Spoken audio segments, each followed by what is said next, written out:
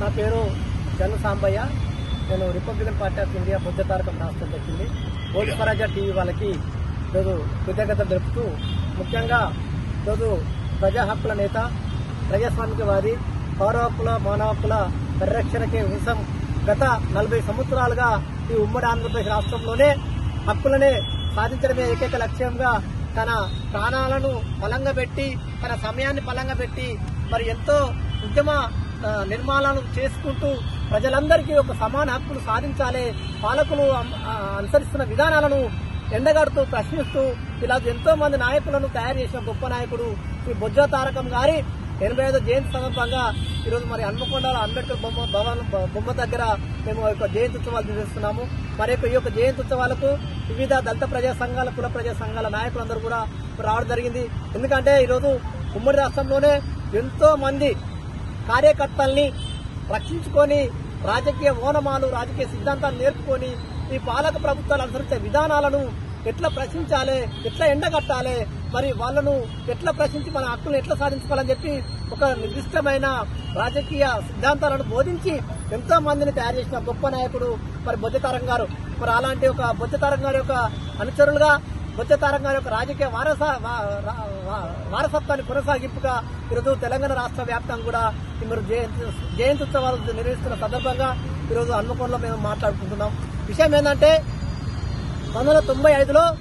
ఒక ఆంధ్రప్రదేశ్లోనే Republican party of India, ఇది బాబాసాహెబ్ అంబేద్కర్ గారు పెట్టిన పార్టీ. ఈ యొక్క పార్టీ ఏదైతే ఆశించిందో మరి ఎస్సీ, ఎస్టీ, బీసీ, మైనార్టీ వర్గాలకు సాంఘిక, ఆర్థిక, రాజకీయ సమానత్వాన్ని అందించడమే దిశగా సాధించడమే లక్ష్యంగా మరి బాబాసాహెబ్ అంబేద్కర్ గారు పెట్టిన ఒక రిపబ్లికన్ పార్టీని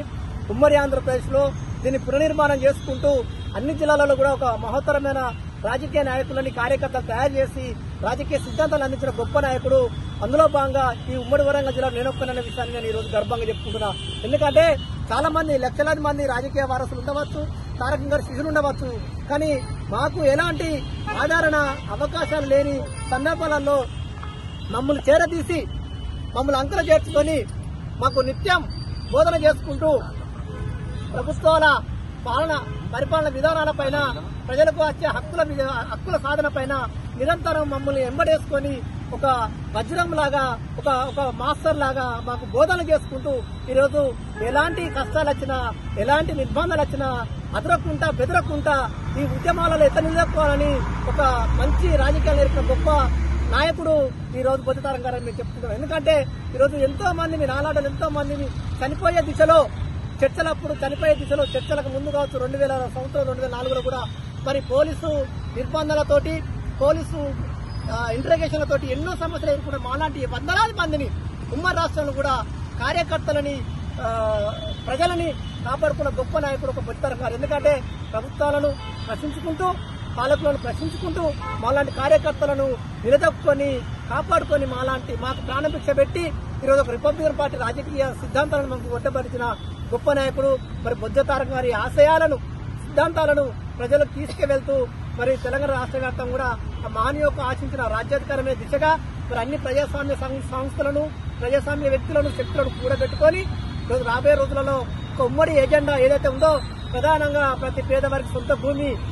ఆర్థిక సమానత్వం, ఉద్యోగ ఉపాధి ఏదైతే కోరుకున్నాడో ఆ 4 అంశాల మీద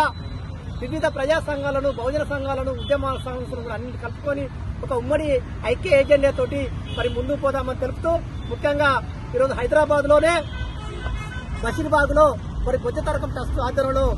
రిటైర్డ్ జడ్జీలు, తర్వాత ప్రొఫెసర్స్, ఐఏఎస్, ఐపీఎస్ కూడా చాలా పెద్ద ఎత్తున కార్యక్రమం చేస్తున్నారు.